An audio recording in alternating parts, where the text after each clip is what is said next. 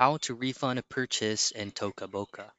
Now, in this quick video, I'll show you one specific method for you to be able to get your money back or process your refund on the game Toca Boca. And first things first, Toca Boca does not have an immediate chat support or CSR from the game itself. What you want to have to do is to use any available web browser on your mobile device.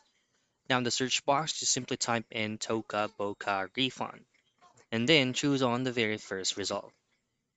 On the next page, you should be able to see this specific article about refunding a purchase on your Toca Boca account. You just need to scroll all the way from the bottom part of this field and choose on Contact Us. This is where you will fill out the form. Input your name, the email address that you use to log in Toca Boca, your age, and then scroll down. Under subject, change it, and then look for I'd like to request a refund.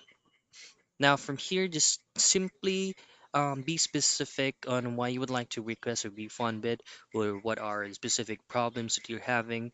And then, of course, the important file or documentation here to attach files is a screenshot of the receipt that you made on Toca Boca. And that is it. That is how you refund a purchase on Toca Boca.